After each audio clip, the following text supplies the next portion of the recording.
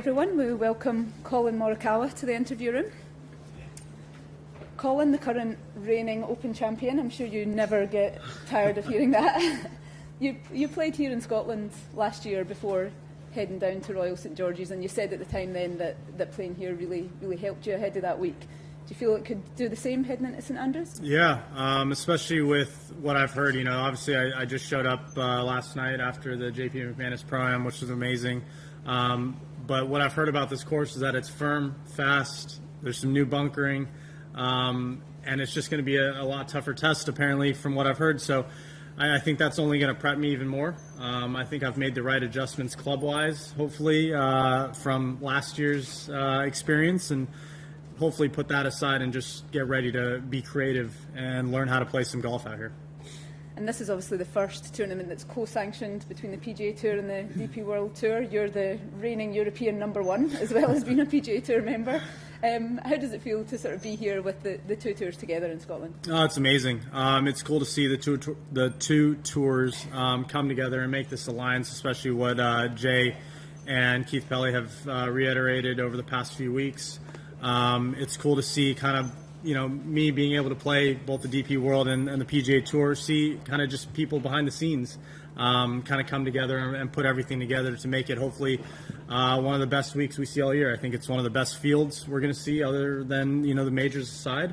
And that's what we're here for, right? We're here to play against the best players in the world. I think when you see 14 of the best 15 players in the world, that's what gets us excited. And I know the fans are going to be great out here. They were great last year, even in the freezing cold. So, you know, I'm very excited for the next 2 weeks to come. Thank you, Collin. We'll go to some questions from the floor. Anyone would like to raise their hands? Over behind you, Charlie. Collin, you just mentioned merging both tours, PGA Tour and European Tour. Are you ready to plan your future event, for example, coming to Europe to play European Tour event, DP World Tour event, like you plan to play on PGA Tour, or is it difficult? Well, you know, the past 2 years I've been a DP World Tour member, and I have been able to plan out some events to come over here.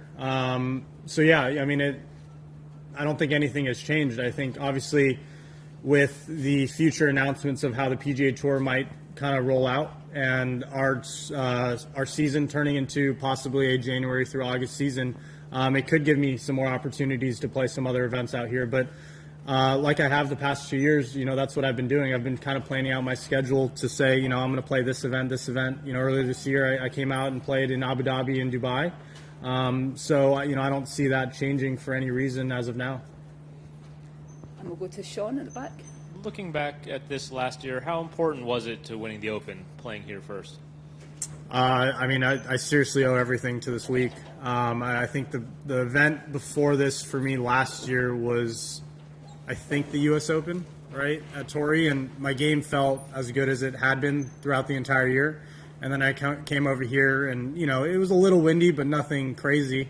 And I was hitting 9 irons to edges of the greens, and it just wasn't acceptable. And, you know, sometimes I'm right and sometimes I'm wrong. I always like to think I'm right, but that's never the case. And I just kept complaining to JJ that, like, my irons felt terrible. And I couldn't explain why. I just couldn't hit the ball in the center of the face. So, you know, without this extra week of just prep here at, you know, at Renaissance and playing here at the Scottish Open, I wouldn't have never thought about changing irons. You know, so if I had just shown up to the Open Championship last year, it probably just would have been a repeat of what I saw last year during this event, was hitting maybe fairways and then missing every green, which, you know, is not the case for trying to win major championships. And then at Brookline, there was the talk about just playing the draw and relying on that. Where are you at now? Are you still playing it? Are we back to the fade? Or? The fades are back. No, you know, I think I like to say the fades are back because I am able to hit the cut shot again. But over the past couple of days, you know, playing in Ireland, playing at Adair Manor, I actually worked the ball a lot more than I have probably ever. And I'm not saying I'm hooking the ball and slicing the ball, but I'm just playing the right shots. And the only time I've really watched a couple of guys do that is JT and Tiger. You know, the few times I played with him, I played at JT this year at the Players when it was super windy, right? And to watch him play that, I think he was bogey free. He had full control of his golf ball. He worked it both ways. And then the few times I've played with Tiger, even though, this is kind of the older side and the end side of Tiger's career, he worked the ball when he needed to, right? He played the right shots. And I think the past 2 days, I kind of got in that mindset of I'm just going to play the right shot and play the percentage shot. So it's been cool to be able to have control of that ball, kind of work both ways, because out here, I think you're going to need it. Okay, we'll go Ivana and Martin here and then move to this side. Hi, Colin. You talked about your scheduling there. How important does the Scottish Open rank in your calendar year outside of majors? After last year, really high up. Why change it, and why try and change it up from what happened last year? I think it gave me good prep. It got me out here to Europe. Obviously, with the time difference, that's a big thing for us of just getting used to it. But it's also with the different type of grass out here, the different green speeds. And then when you see a field like this, you want to be a part of it. I can't see why you wouldn't want to be a part of something like this. And anytime you're playing kind of the country's open, right? I was able to play with Bob McIntyre last year, and the fans they're crazy in a good way because they love the game, but they appreciate just us coming out. And anytime you're able to be a part of that and just enjoy the fans as much as they're enjoying you, it's going to be a good time. So, I knew I was going to play this event early on, no matter, this alliance or who was going to come, I was going to show up here, and hopefully it's going to continue to keep getting better. Okay, so Martin down front. Colin, before you had your bowl of cereal a fortnight ago, you put to bed rumours about LIV Golf. I mean, how frustrating was that at the time, before you took that action, and how important is that not to be a distraction leading into next week in particular? Yeah, I mean, it's just funny that, you could wake up one day and your life completely change.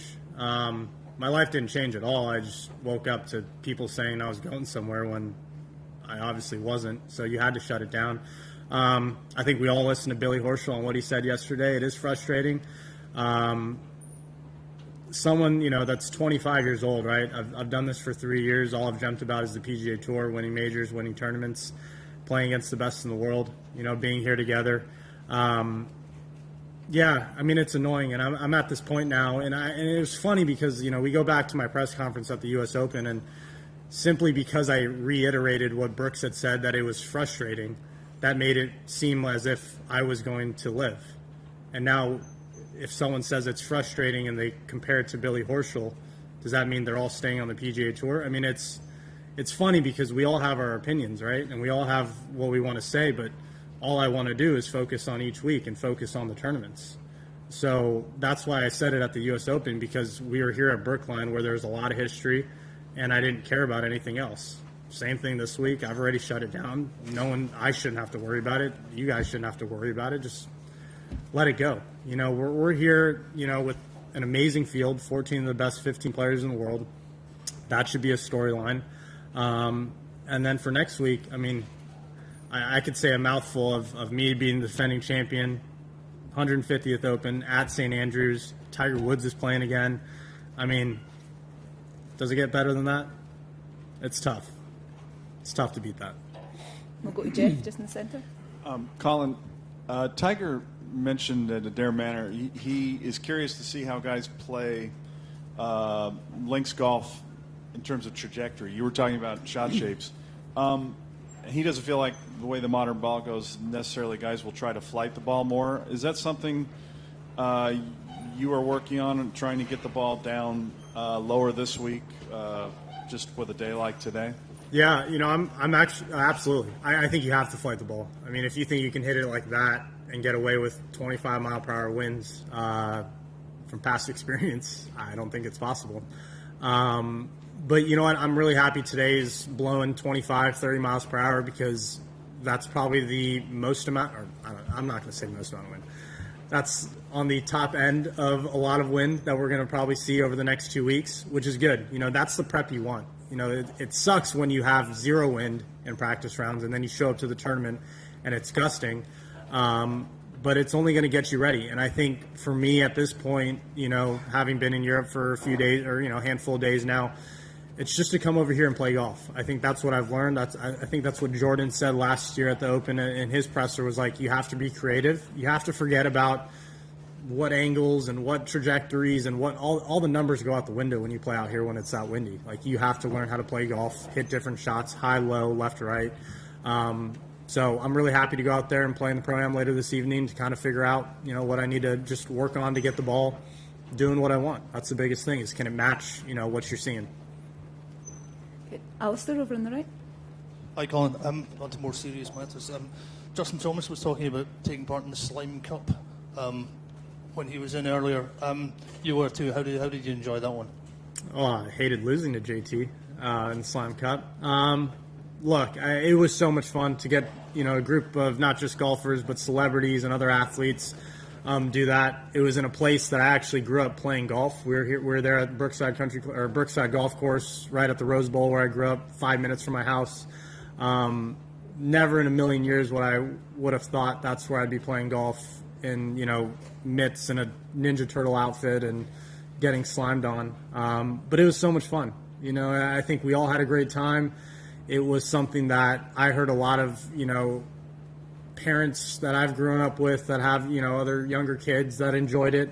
Those are the texts we like to see. Those are the texts that you just like their kids. Maybe that's what gets them interested because we were wearing mitts and we couldn't hit a golf ball because it didn't look like golf. But all the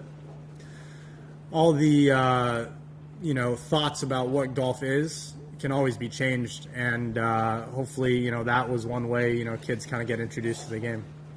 I mean, we've heard a lot from the LIV players particularly about growing the game. Do you see that as a kind of entry-level drug? The Slime events, Cup? Sorry? Are you talking about the Slime Cup? Yeah, stuff like that. There's stuff that it's a lot more fun for the kids would be drawn to. Yeah, I mean, look, as a kid, I didn't like watching golf. I mean, you get to see a couple shots and it just is whatever. But if you see us getting slimed and running down the fairways and hopping in a golf cart, driving around cones and seeing pizza and it goes on, right? I think John Rahm was in a SpongeBob outfit. Me and Terry Crews were in a Ninja Turtle costume. That's what draws kids. I mean, that's what as a 8-year-old or say whatever 5-year-old, that's what would draw me in and be like, what? This is a cartoon, kind of. What are they doing, right? What's that? And then their parents might tell them, oh, that's golf.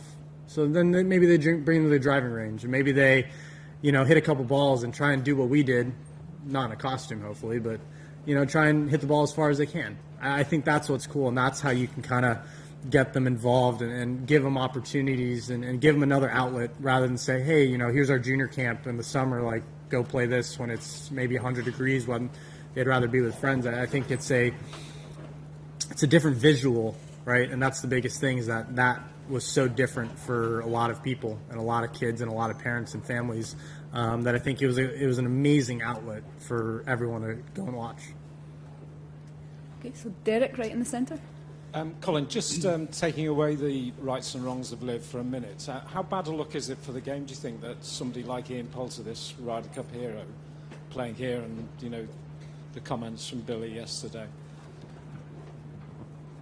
Like I said earlier, there's 14 of the best 15 players. You guys write the stories, every one of you guys in here, right? And you guys can write the stories about anyone else. I think we hear a lot of stories about players that are here that come to these press conferences, but you guys maybe don't write stories about other people that are interesting. Every single player out here, like Billy said, every single player, every single member on the PGA Tour, every single member on the DP World Tour has a story, right? And sometimes guys don't want to share their story, but sometimes they do. And I think it's your guys' job to go out and find these stories that are interesting that might bring in maybe, obviously we're in Scotland, so you guys might write about Scottish players, but, when we're in other events, find things that guys might have ties to. I think when it comes to talking about Ian Poulter, I think we have many other stories that we can talk about, right? I mean, there's a handful of players that are coming from LIV that are playing this week, but I don't think that should be our focus. I mean, I'm sure Robert McIntyre is going to be a very big story this week, but there are a lot of other guys, not just ourselves. Yes, we get a lot of the attention, sitting up here playing well in the world, but who says, guy number 30 in the world might not be one of the best stories that we've never heard of. Maybe just because he hasn't shared that or he hasn't had that opportunity to share. So, yeah, there's that. Go to Alex over on the left. Hey, Collin, when Keith Pelley and Jay Monahan announced the expansion of the strategic alliance between the two tours, could you, I don't know how much you know about this, but could you tell me what you see as a benefit as a PGA Tour member to this new alliance? Yeah. Well, I mean, I think I can talk to it as a dual member, right? I think we always talk about opportunities, right? And the more opportunities, the better. I think if you look at the past and you look at previous players playing on the European Tour, there was no really direct way to get to the PGA Tour. And if you look at what the DP Tour represents, I mean, I get it. We grew up in the U.S. and you sometimes think in a bubble, and this is everything, right? This is what we have right here in the United States. And you get a few international players, but when I first was coming over here and playing what was then the European Tour, you see the quality of golf and you see the quality of players. I mean, I'm not saying it might not be the depth of what we have on the PGA Tour, but some of the guys up there, you say, yeah, these guys could definitely play on the PGA Tour, but they've kind of been stuck maybe on this one little route on the DP World Tour that they just couldn't get out of, right?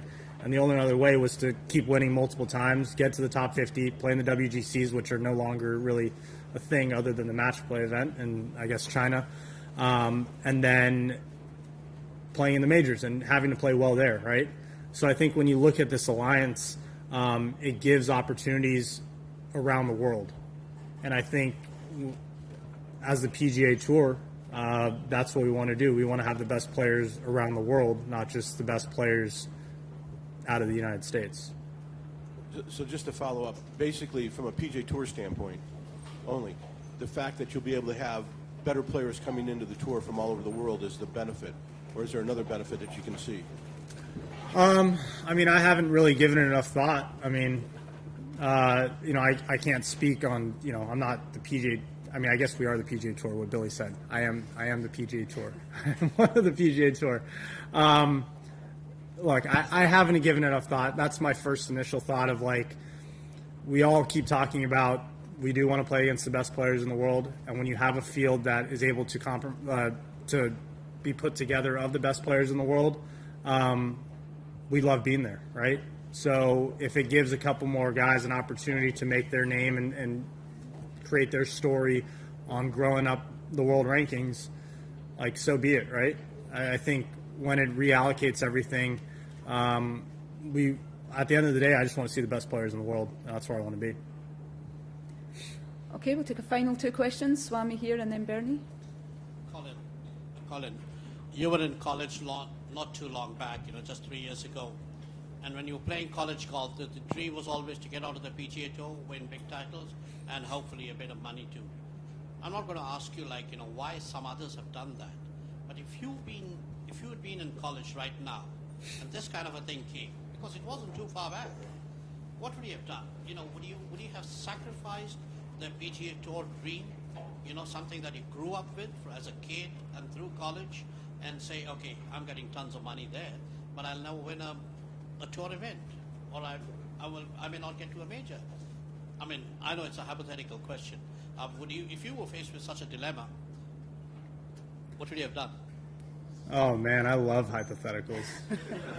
Don't we all? What if this? What if that? Yeah. I would have stayed on the PGA Tour. I can't give you a certain answer, but that's my gut answer, and that's what I just said right now. I went to school for 4 years, and I got my degree. Not because my parents forced me, but because academics were important, right? I went to UC Berkeley, one of the best colleges around the world, public universities especially, and grinded it out. Wasn't easy, got my business degree. I mean, I lost in the Korn Ferry playoff between my freshman and sophomore year. Felt like I was good enough, after my sophomore, after my junior year. Maybe I wasn't, Tiger, Jordan Spieth, these guys that made waves, but I felt like my game was good enough and consistent enough to go out here. But, from a very early age, just because some person did this or some person did that didn't mean I was going to do it. And like college, I had my sights set on the PGA Tour. I had my sights set on getting my degree, accomplishing it for myself, right? And at the end of the day, I think I wanted to go out there, and I was prepping in college to play on the PGA Tour. I get it. Things can change, and I get it. There are other, we'll call it opportunities or other influences out there in the world that give you some other route to go. But, you know, I think where I was at in college, I was going to be financially okay with where I was going to be. And, shoot, I just wanted to win whatever that first tournament was going to be, which happened to be, you know, the RBC Canadian Open that summer. So, yeah. Do you feel more complete? I mean, you're asking me a hypothetical. No, now it's a reality. Now, Are you feeling more complete now that you've done what you wanted to? Oh, I mean, I've only checked off a little skim of what I wanted to do. We're only 3 years in. Thank you, Colin. Okay, to Bernie in front. Colin, just on the back of probably Alex's question, and with this sort of special theme going at the moment, how special would it be for a rank and file European Tour player to be presented with a PGA Tour card this Sunday night? How do you sort of measure that? I mean, when I won my first event, even though, you know, I think I had earned my card for the next year, the emotions are amazing.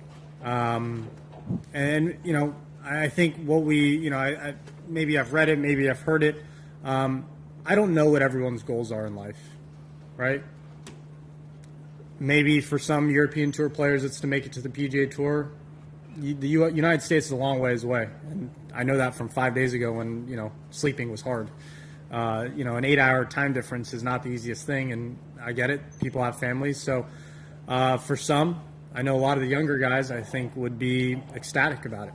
You know, some of the other guys, maybe they would want to, maybe it's a trial period to see what they want to do. Everyone's got different goals in life. Everyone's got different priorities.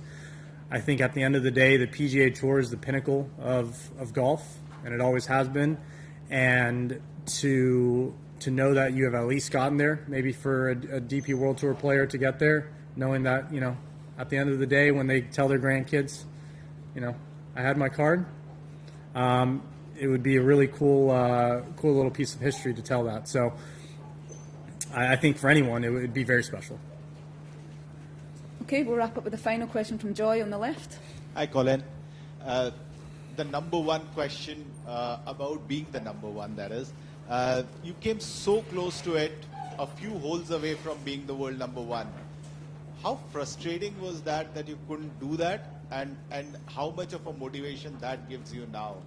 Yeah, I think that, you know, might have played a factor in how I was performing at the beginning of the year. You know, all I cared about, or not all I cared about, that's a lie.